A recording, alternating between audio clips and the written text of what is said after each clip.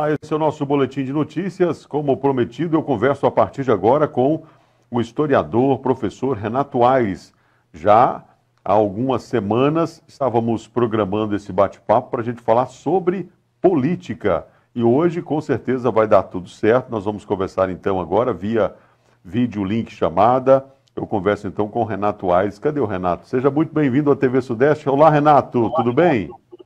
Olá, Návio, olá a todos os telespectadores da TV Sudeste.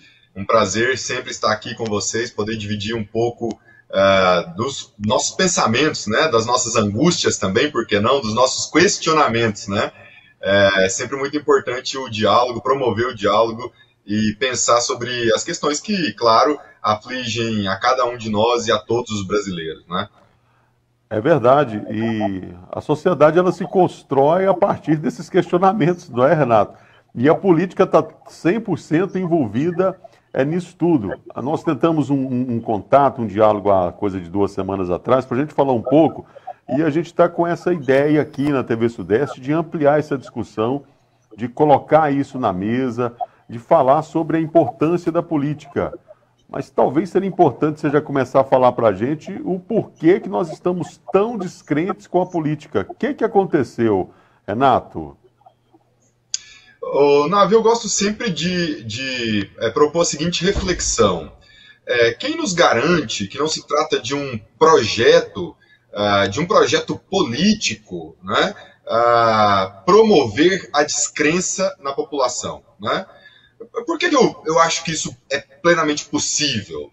Porque onde há uma falta de interesse, onde há uma falta de dúvidas, onde há uma falta de questionamentos, olha, quem está no poder vai ter facilidade para tomar suas decisões, para colocar projetos, talvez muitos deles que não são benéficos à população, à sociedade, colocá-los em prática com uma facilidade muito grande, não é? Então nós estamos vivendo, já dissemos aqui em outros momentos, nós estamos vivendo a era da informação, da suposta informação. É um momento em que muita gente tem como facilidade, né, com facilidade, acesso à informação. Há um mar de informação, mas parece que as pessoas já estão afogadas, né? Porque ao mesmo tempo em que a gente tem um mar de informação, a gente tem pessoas desinteressadas na informação.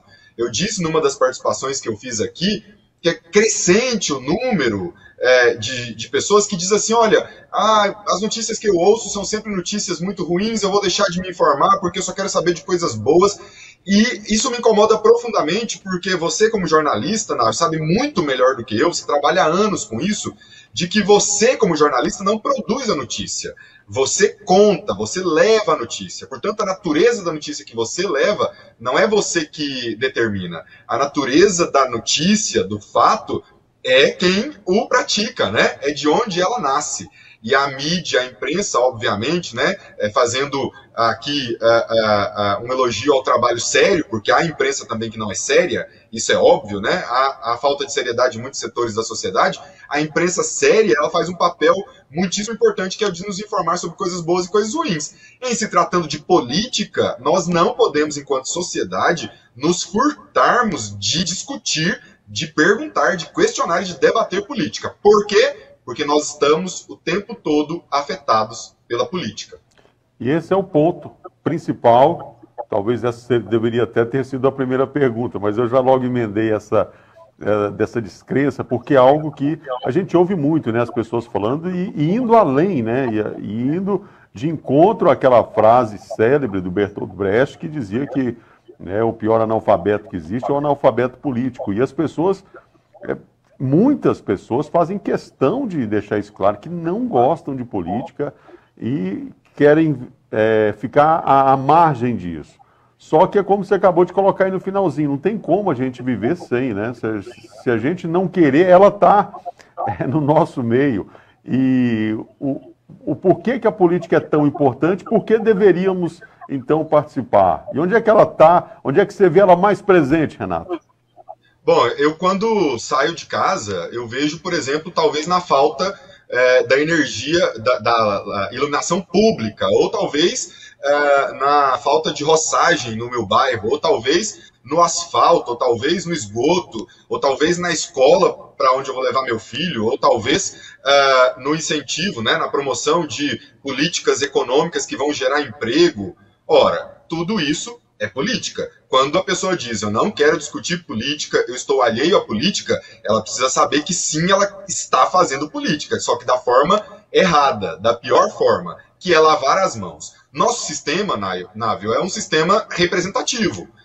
Nós vivemos um processo democrático em que nós elegemos aqueles que nos representarão. Na Câmara dos Vereadores, no Executivo Municipal, na Assembleia Legislativa, no Executivo Estadual, no Senado, na Câmara Federal, no Executivo Nacional. Esses agentes políticos, eles são representantes do povo.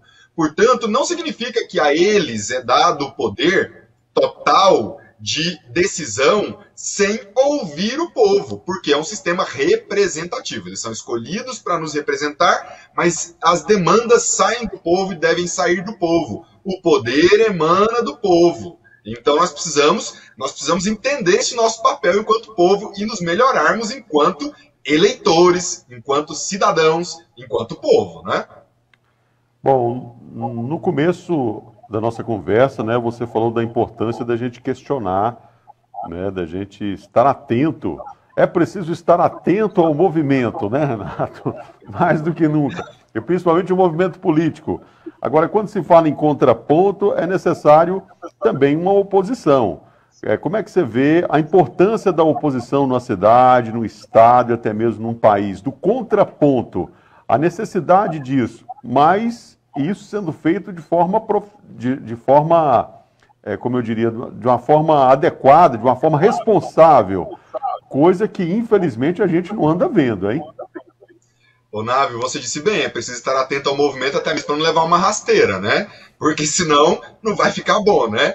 Você tem toda a razão. Olha só, a necessidade, você tocou num ponto que é muitíssimo importante, né? Nós estamos aqui falando, nós abrimos essa participação falando sobre diálogo. A necessidade da oposição para cima do seu papel institucional, que é o de fazer o contraponto, como você bem colocou, não é? É o de promover o diálogo.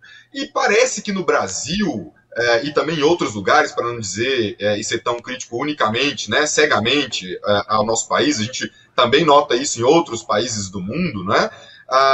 Essa instância do encontro em que a oposição se comporta enquanto oposição, responsável, que se posiciona, que cobra, e o centro, quer dizer, a posição, o governo, abre para esse diálogo, que deveria ser um diálogo construtivo. Se essa realidade de fato acontecesse, todos nós ganharíamos, né? Então, o papel, eu não tenho dúvidas em dizer que o papel da oposição é tão importante quanto o papel do governo. Há quem dirá que não é? Porque parte de um princípio que é só politicagem, não é?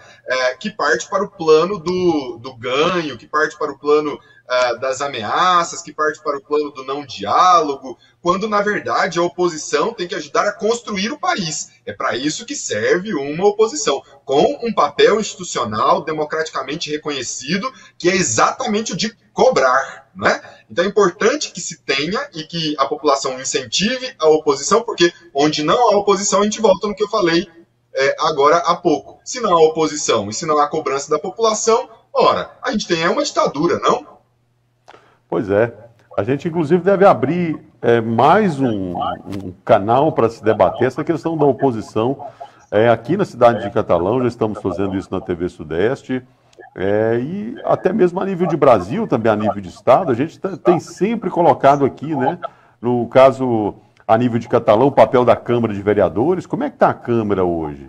Nós precisamos analisar isso também. Foi a sociedade mesmo que decidiu para que a Câmara estivesse tomando as posições que ela está tendo, nesse sentido, nesse aspecto, nesse viés da oposição que nós estamos debatendo. Como é que está essa questão a nível de Estado? Né? Quem é que vai ser, que vai fazer esse contraponto? As eleições já são o ano que vem. A nível de Brasil, e aí, como é que está essa situação? Mas, enfim, nós vamos estar discutindo isso mais. Renato, eu vou fazer um breve intervalo aqui e, na sequência, eu vou jogar aqui acho que é uma batata meio quente para você. O que fazer para gostar de política? O que deve ser feito para gostar de política? Eu quero a sua opinião a respeito disso. Em alguns segundos eu volto para a gente continuar esse papo muito interessante, muito importante com o professor historiador Renato Aires. Hoje o assunto é política. Um instante só e eu volto. A Omni é muito mais que internet. Agora você pode ter HBO, Telecine e mais de 150 canais através da Omni TV. Com a Omni TV você fica sempre conectado e ainda com o melhor conteúdo em casa. Entre em contato com nossos especialistas para saber mais. Festival do Hortifruti Sacolão da Economia. Cebola, R$ 2,99 o quilo. Banana nanica, R$ 1,99 o quilo. Banana prata, R$ 2,99 o quilo. Pepino japonês ou chuchu, R$ 1,99 o quilo.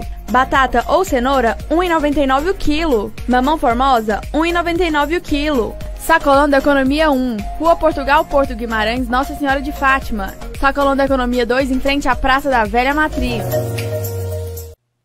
Muito bem, estamos de volta. É o nosso boletim de notícias, essa versão estendida, essa entrevista, esse bate-papo com o professor historiador Renato Aires.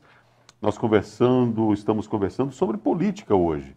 Eu particularmente acho muito importante porque é como já foi colocado aqui, por mais que você não queira, por mais que você não tenha interesse, não adianta, a política está no seu meio, né? Está onde você vive, onde você orbita, em todos os lugares. Não adianta fugir, né, Renato? A política está em todo lugar. Agora, o que fazer para gostar dela? Exatamente, a política está em todo lugar. Você sabe que no bloco anterior você me disse, vou jogar uma batata quente, eu pensei aqui rapidamente que talvez a gente pudesse colocar, já pensou se a gente pudesse colocar todos os políticos na casa do Big Brother, talvez as pessoas aprendessem a gostar mais de política, né? Como isso não é possível, talvez a gente possa transformar a Câmara de Vereadores no nosso Big Brother. Então a gente passar a espiar mais o que eles estão fazendo lá. Ou, tanto na Assembleia, ou quanto no Senado, ou no Poder Executivo também. É acompanhar, é abrir os olhos, é se interessar. Quando você diz de que forma a gente pode gostar mais, primeiro que não existe receita, não é? É um processo de construção educacional, inclusive. Nós precisamos, cada vez mais nas nossas escolas, falar sobre política, falar sobre como funciona o sistema político e da importância de jovens participarem da vida política. Eu creio muito, como professor que sou, creio muito no processo educacional e na educação como salvadora da nação, não é? E a partir daí, obviamente, com a mobilização de toda a sociedade, para a gente deixar de tratar a política de forma muito passional, é muita paixão, é muita demonização, são sentimentos muito no campo da não lógica, né, do irracional. Política precisa ser racionalidade, e nós precisamos tratar a política com racionalidade. Não é chamar de mito, não é chamar de herói, não é chamar de salvador. O Brasil já caiu em muita armadilha que muitos salvadores anunciaram e só levaram o país para o buraco. Então nós precisamos aprender de tudo isso que nós já vivemos, né? Apesar de sermos uma democracia tão nova, tão recente, nós já somos capazes de aprender com os muitos erros que nós já vivemos nesse país, né? É verdade. Esse assunto, ele realmente rende.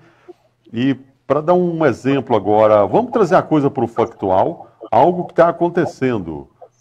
Nós temos aí os nossos representantes a nível federal, no caso os deputados federais, e aí o jornal Estado de São Paulo fez uma matéria aí no final de semana sobre um orçamento secreto. Desse orçamento secreto, 3 deputados aqui do estado de Goiás foram citados nele. Será que o nosso público, quem está nos assistindo, sabe dizer quais são esses 3 deputados? Hoje, com a facilidade aí da internet, né, tudo bem, com certeza muita gente deve estar sabendo, mas a gente precisa estar atento, que é o que você acabou de falar. A gente precisa olhar o que esse pessoal está fazendo. Além do que eles estão fazendo, né, o que eles estão pensando sobre tudo isso que está acontecendo. No caso aí é o Lucas Virgílio, o Major Vitor Hugo e o deputado Zé Nelton, o deputado federal Zé Nelton, ambos eles. Como é que você vê, você deve ter acompanhado também, as respostas desses deputados e esse orçamento secreto. O próprio deputado Zenelto, que é o que tem uma representatividade maior e uma relação maior com a cidade de Catalão, nós inclusive devemos até tentar um contato com ele para ouvi-lo também. Ele até já se posicionou, ele já falou que isso tudo é normal, são emendas que eles colocam lá enfim, no orçamento e tudo, mas enfim, da forma que foi colocado lá na matéria do Estadão, a coisa parece que não é bem assim. Lá está muito claro essa questão do toma lá da cá. Renato, a sua opinião sobre esse ponto para a gente fechar esse assunto de algo que está acontecendo, né? A gente poderia até ampliar para outras coisas, por exemplo, o caso da CPI da Covid, mas deixa eu me ater à sua opinião sobre esse fato. Bom, Návio, essa questão eu acho que ela precisa ser olhada com a devida atenção. Quando você diz da resposta do deputado de que são coisas normais, né, coisas que acontecem, bom, o título da matéria fala de um orçamento secreto. Como que funciona para o nosso público, né? Como que funciona? Bom, a gente tem a determinação dessas verbas que passa pela presidência, né? Isso, portanto, é liberado, e essa liberação ela acaba acontecendo, quando a gente pega em números, para aqueles que convergem, né? Ou seja, para a chamada bancada do governo, governamental, ou governista, né? Melhor dizendo, né? Bom, se isso já acontece desde sempre, a gente precisa olhar, inclusive, o movimento dessa verba, em que momento essa verba é destinada, se está ligado, por exemplo, com alguma votação, ou se está ligado, por exemplo, com um ambiente de necessidade de aprovação de alguma reforma, ou de alguma crise, no caso de CPI, não é? Porque aí nós vamos poder fazer a seguinte leitura: há um movimento para garantir apoio dos deputados através de verbas que são liberadas para esses deputados. Embora o deputado chame de normal, a gente precisa realmente questionar se é legal, é preciso questionar isso, né? E é preciso questionar se é ético, né? Uma vez que fulano ganha, mas ciclano não, né? Então, a gente inclusive tem notícias aí que precisam ser apuradas de um superfaturamento de tratores, por exemplo, né? São agora denúncias que precisam ser apuradas e precisam ser respondidas para além da normalidade, porque o que eu tenho visto também no Brasil é uma institucionalização da corrupção, da mentira, não é? Do jeitinho brasileiro que sempre existiu. Veja bem, nosso país é conhecido lá fora pelo país do jeitinho brasileiro, é algo que é igual a jabuticaba, só nós temos, né? Esse jeitinho brasileiro, ele até então não era institucionalizado. Parece que o governo agora, eleito em 2018, é um governo que veio para institucionalizar, acabar com a Lava Jato, acabar com a investigação de atos de corrupção, e aí então no discurso aparece que está tudo bem, está tudo ok, não há nada de corrupção. Onde não se investiga, nunca haverá corrupção, né?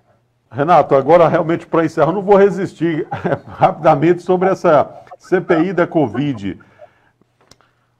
Na sua ótica, está funcionando como palanque mesmo, ou você acha que vai ter algum resultado concreto essa CPI, Renato? A CPI, Návio, por mais que a gente tenha aí um medo de que ela termine em pizza, a CPI já está fazendo história, né? Ela já está fazendo, ela já está tendo impactos políticos. Isso é inegável. Pode ser que a gente não termine a CPI responsabilizando alguém oficialmente, criminalizando. Pode ser que sim, né? Mas os estragos que essa CPI já tem causado já são relevantes, né? Haja vista, por exemplo, o depoimento do atual ministro da Saúde, o Queiroga, que foi um desastre, né? Desastre. Demonstrou ali um homem extremamente fraco, muito preocupado com agradar o chefe, inclusive pisando no diploma dele de médico, que para muitos amigos, segundo, né, os amigos, era até um médico muito respeitado, né? Veja bem que a frase do ministro Queiroga, que ele mais dizia, era: sua pergunta, senador, é muito boa, mas eu não posso emitir juízo de opinião, quando se tratava de uma pergunta que ele não queria responder. Quando se tratava de uma pergunta de governistas, ele então respondia e dissertava como um doutor PhD, né? Então, a CPI ela é importante. por mais que esse debate sobre se é uma CPI eleitoreira ou não, ela é importante porque nós estamos chegando quase uns 500 mil mortos no Brasil, num cenário desastroso. Alguém precisa ser responsabilizado. É verdade. Quando a gente fala e levanta essa questão da política aqui, é para esse objetivo, você que está nos assistindo. No caso de uma CPI como essa, depoimentos como esse, é preciso se estar atento ao que as pessoas que foram convidadas para estar lá, para que a gente possa tentar compreender. Essa colocação que o Renato acabou de colocar, muito interessante. Eu vi a parte também do depoimento do Queiroga, eu vi os melindres, né, dele ali, tentando, né, sair de algumas perguntas e realmente ficou bem claro, ficou bem evidente isso, né? Essa questão de que quando um governista perguntava, ele ficava mais tranquilo e tudo, que é normal, vamos dizer natural, porque ele está no governo. Mas aí onde é que entra a questão ética mesmo e até mesmo o compromisso dele enquanto um agente público, né? Renato, o assunto rende, mas a gente tem um tempo aqui também. Eu queria te agradecer e na terça-feira que vem a gente volta para continuar nesse debate, porque eu penso que é só assim que nós vamos estar construindo uma cidade melhor, né, um estado melhor e um país melhor. Muito obrigado e até terça da semana que vem, viu? Obrigado, Navio, eu quem agradeço. Vamos convocar os nossos telespectadores para que eles enviem perguntas, para que eles coloquem suas dúvidas sobre política. Vamos desmistificar o que é pensar política e o que é participar politicamente, né? Muito obrigado e a gente se vê no próximo encontro. Um abraço. Ok, falamos então com o historiador, professor Renato Aires, e isso que o Renato colocou também é muito importante. Qual que é a sua opinião a respeito desse tema? Né? Eu fico muito empolgado depois de uma explanação como essa que o Renato fez.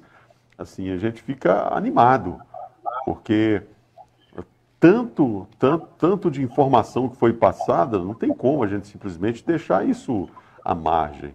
É muito importante, porque a política faz parte da nossa vida. E não tem como a gente simplesmente querer tapar os olhos para algo que é tão importante, eu diria tão vital para a nossa vida, né, enquanto cidadão, enquanto brasileiro acima de tudo.